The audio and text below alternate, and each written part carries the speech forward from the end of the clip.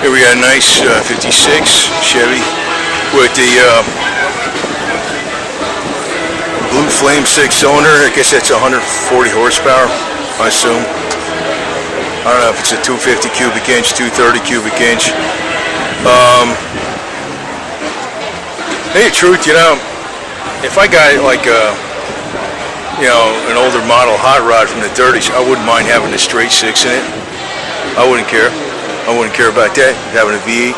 6 actually is, the 6s can really move, especially the slant 6, 225 slant 6. But even those Chevys, you put dual carbs on this thing's will freaking haul. Oh, it's got a 3 on the tree. Oh, I love that. I always liked a 3 on the tree, man. 3 speeds are just fine. I mean, and everybody gets these, you know, 5-speed Richmond gear, tree mac, transmissions, 4. But yeah, Firestone Deluxe Champion. And everybody was buying. Firestone was the tire to have back then. Then they came out with some crap later on, sometime, I don't know, in the 80s or 90s. I think it was in the 80s. And they got bought out by Bridgestone.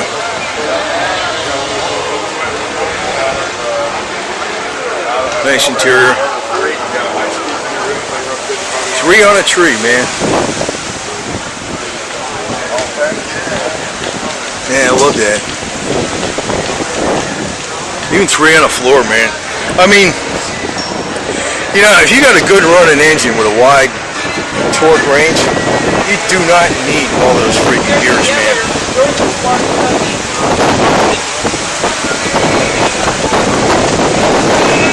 That's why I'd be fine with just a 4-speed in the El Camino, as long as it's a wide ratio.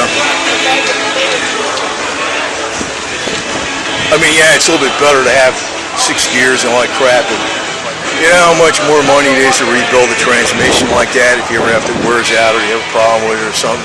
How much it weighs and how much it costs and all that crap. All the modifications you got to do. It ain't worth it, man. As long as the engine's got a nice broad torque range, you don't need that many gears. I remember when I put my, I did the engine over on the Harley from a 1200cc. Well, I did 20 over pistons, dangerous cam, the S&S bottom end, Paisley valves, some head work, some electronic, you know, some other stuff in it. And it had a lot more power and torque. And I just got a 4-speed in the Harley, and I know they were coming out to 5 speeds and crap. I just changed the front sprocket to a 23 gear, 23 tooth. The front's a 21 tooth. It revved the same on the highway as a 5-speed, and it had so much torque that you didn't really need a lower first gear to take off. So.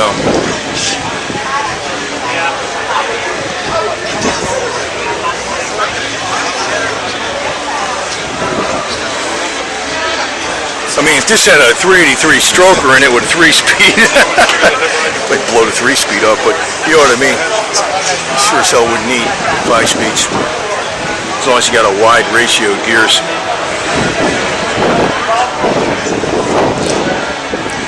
But with this, these 6 cylinders, man, I always love these things. So you gotta like the gear driving them.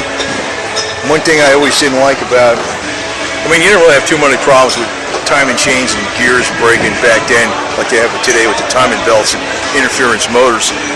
But these had gears. It was a gear from the cam to the crankshaft. You weren't going to break that shit. You know, they always said about the Chevy 6 cylinders, you can't kill them. Pretty much true. I don't understand why the hell they even redesign this shit anymore, you know? It's just like, these were just as good. You know, you talk to these guys that drive these cars, they'll tell you they'll drive them down the interstate 75, 80 miles an hour and drive like a dream.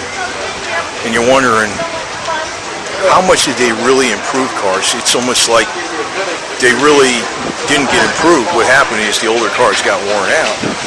But if they're up to new specifications again, maybe just a couple modifications like disc brakes up front, you know. I mean, what the hell else, you know, they really haven't improved that much.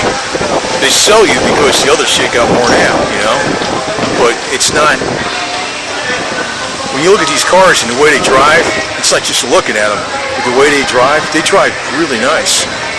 You can cruise all day down the interstate with these today, just like any new car. And these will just go and go and go.